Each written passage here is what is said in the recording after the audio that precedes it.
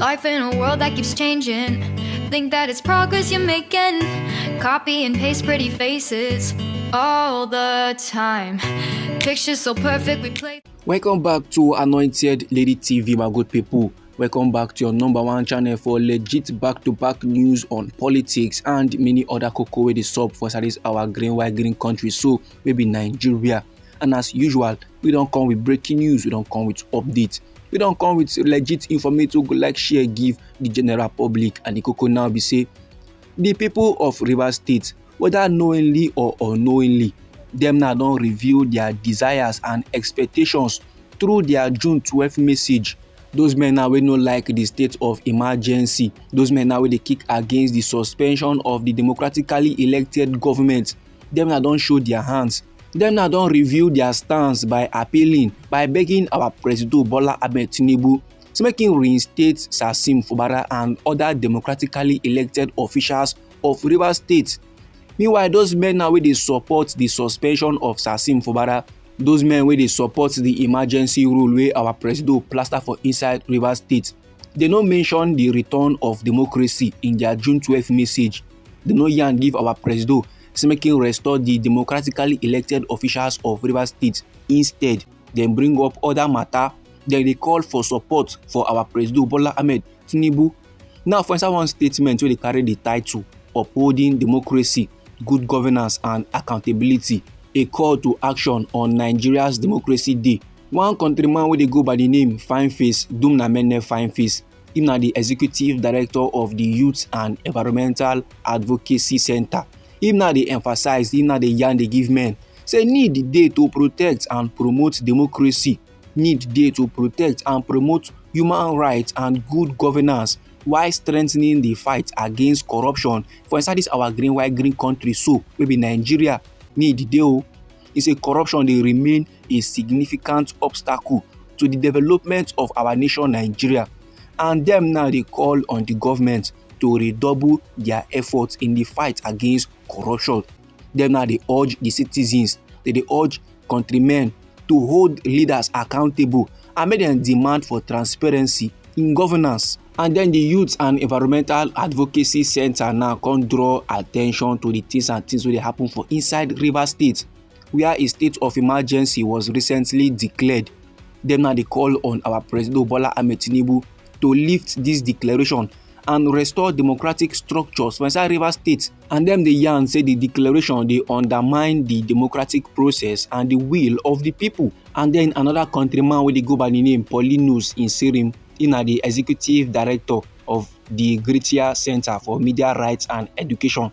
For inside his own message, him now dey show concern for accountability in leadership, and he dey call on media practitioners to make them hold them accountable. And still according to Mr. Festus, he said even though we nation Nigeria now don record 26 years of unbroken democratic rule, even though as men now for 26 years don dey celebrate democracy for inside we nation Nigeria, urgent needs still dey ground to build strong institutions.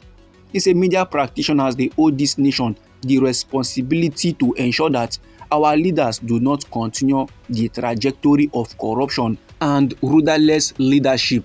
He say men now don come to a point in our country where we say leadership recruitment process must be interrogated to pave way for patriotic Nigerians to occupy key positions. And as this our nation Nigeria so dey blessed with abundant natural and human resources, men no supposed to dey suffer the kind suffer wey men dey suffer today. Men no supposed to dey go through this kind of economic holes wey men dey experience today. Men no supposed to dey see the kind shege wey men dey see today. So Mr. Paulinus now dey insist say media practitioners as agenda setters wey dem be, they must begin to dey use their various platforms to propagate values wey go engender a better Nigeria. Make dem begin dey use their various platforms to make sure say this our nation Nigeria enter the right path to prosperity and progress. And those people wey dey privileged to hold leadership positions must hold the positions as a sacred trust for the people. Men cannot continue to promote primitive accumulation of wealth while important sectors of the economy dey continue to dey suffer. And again, this our nation Nigeria gets all it takes to be an economically vibrant nation. if those men wey dey in authority are held accountable at all times. And then the suspended governor of Rivers State, wey be Sasim Fubara, man wey don receive massive support in these trying times, e come perceive, e don already notice, e don already perceive am say our President Bola Ahmed Tinubu no go reinstate him back to power on the 12th day of June wey men dey celebrate Democracy Day. The man no panic at all at all. Instead, he look like man wey dey focused on the people and their resilience. For inside his own message now, him now come dey yarn, dey give men about his strong commitment to upholding the rule of law, to protecting fundamental human rights, and ensuring that all citizens, regardless of political affiliation, can actively participate in the democratic process.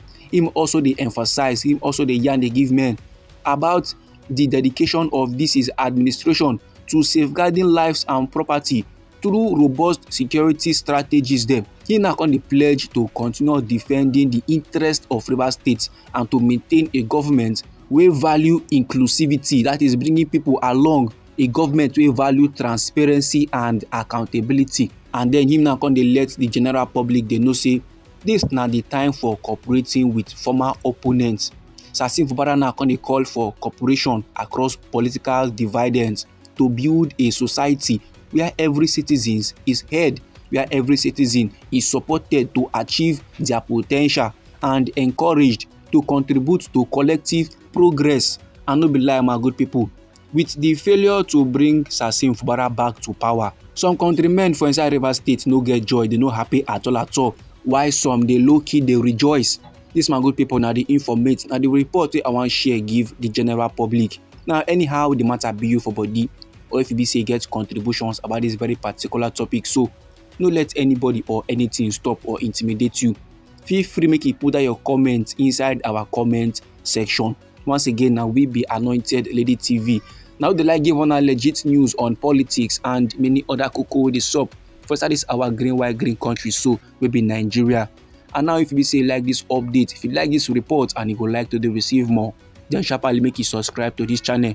And don't forget to put on the notification bell so that as we dey bring more news, they come your side, now go first receive the updates and you go even get them sharp. Now me they go get more news, me they go get more reports, me they go gather more information for you, my good people. Try make you no go anywhere.